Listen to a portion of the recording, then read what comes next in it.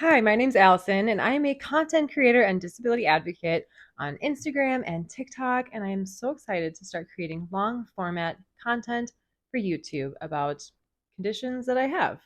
So, I was born with a genetic condition called hypermobile Ehlers-Danlos syndrome, and that's caused me to develop a bunch of other comorbidities, including POTS. So, like I said earlier, POTS stands for Postural Orthostatic Tachycardia Syndrome. That may seem like a mouthful, and it is. It is for sure. But let's break it down. So, postural and orthostatic essentially just means standing upright. You're in an upright position. Tachycardia, that is having a faster than normal heart rate. So, for adults, that's any heart rate over 100 beats per minute. And then syndrome, that's just a word that means a condition with associated symptoms. So POTS, postural orthostatic tachycardia syndrome, is a condition in which when you are upright, you have a higher than normal heart rate with associated symptoms. Let's talk about it. So POTS is actually a type of dysautonomia. Dysautonomia is an umbrella term for all conditions that cause dysfunction to the autonomic nervous system, like POTS. You might be wondering, what is the autonomic nervous system, Allison? I've never heard of that before. Well, I think maybe you have. Have you heard of like your rest and digest state or the fight, flight, or freeze state? Well, then you know about the autonomic nervous system, at least a little, a little. There is a lot to know about it for sure. So the autonomic nervous system is comprised of two parts. You have your parasympathetic nervous division.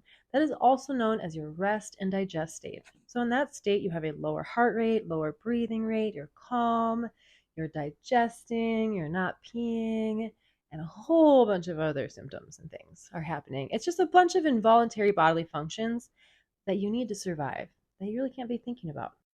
And then the second part of the autonomic nervous system is the sympathetic nervous division, and that is your fight, flight, or freeze state.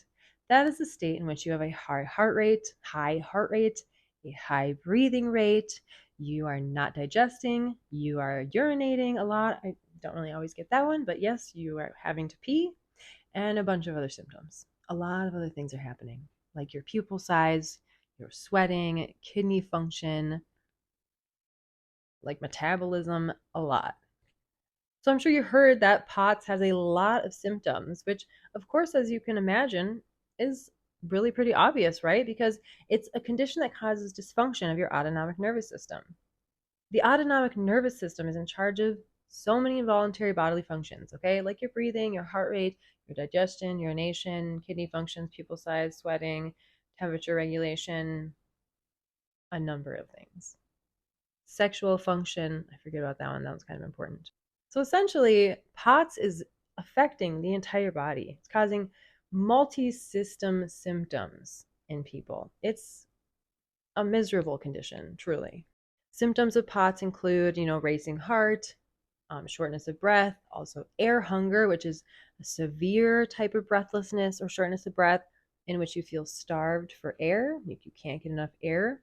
Also, nausea and tremors, hearing loss, ringing in the ears, also known as tinnitus, however you like to say it, dry eyes, dry mouth, coat hanger pain, excessive hiccuping, excessive yawning, the inability to completely yawn. I mean, so many symptoms, so many symptoms.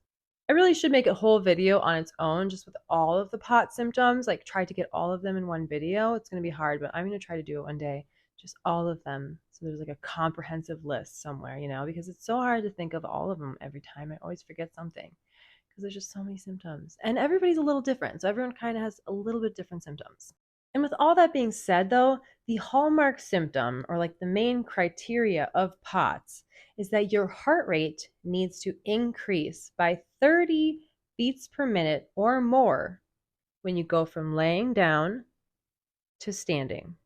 So to have POTS, postural orthostatic tachycardia syndrome, you need to have that racing heart while you're standing with the associated symptoms. So what do you do if you suspect that you have POTS or some type of dysautonomia? Well, I have a few recommendations. The thing is that there is just not very many doctors that actually know about dysautonomia. There's only 6 autonomic labs in the United States currently at this time in our current year of 2024, which is not very many at all. And the NIH is currently trying to close the one and only federal autonomic lab. So that's really disappointing.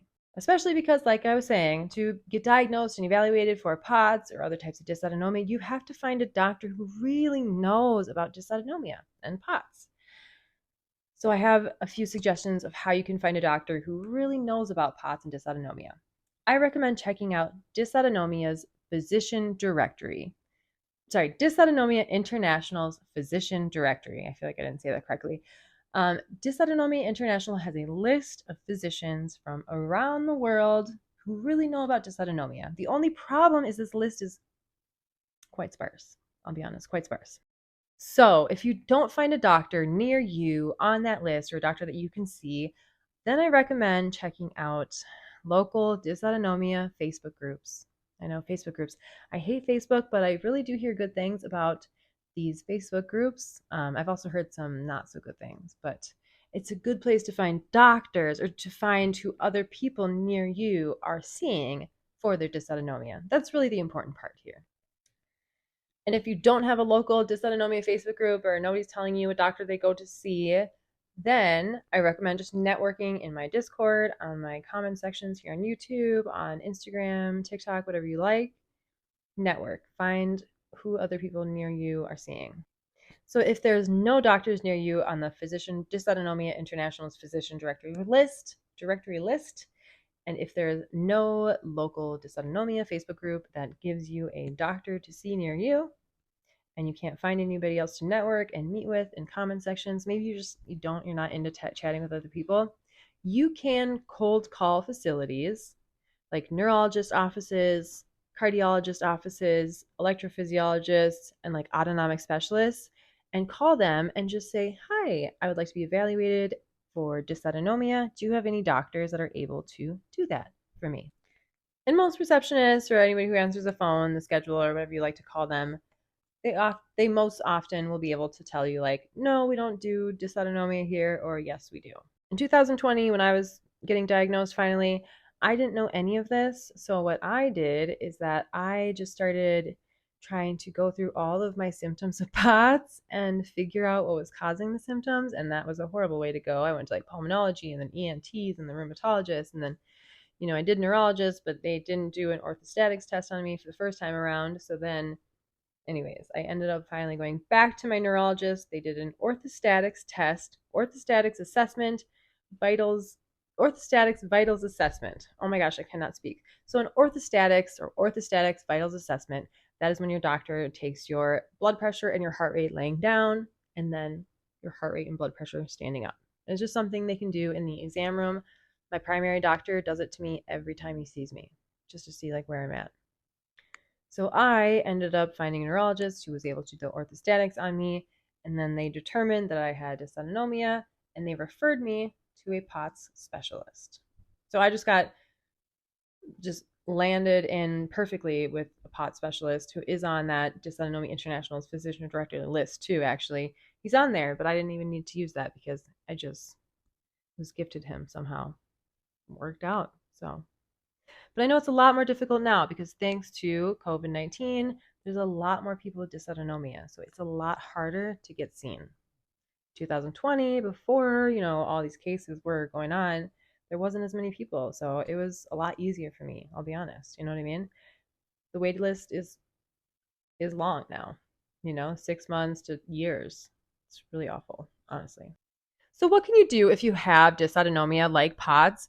Here's the thing. There is a lot of things to do, okay? Many things that you need to do. You need to obviously stay hydrated, wear compression garments, stay cool, avoid heat. Like, there's so many things that I need to make just its own video of like how to manage POTS.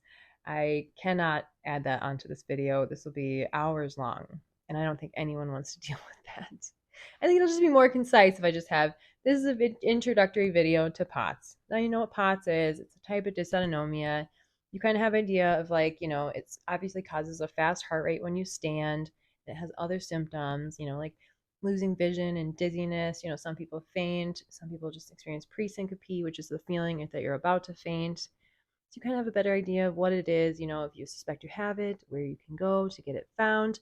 So then next, on my next video, I will talk about how you actually manage all of these symptoms. Because there's a lot of things to do that you have to do. So, well, I'm just so excited to be on YouTube, this opportunity to grow, our community and just create some really nice, concise, long format videos about the conditions that I know best, that I love to advocate for, and I love to, give other people information about and, ways to manage it and live with it. So I'm excited to do that over here.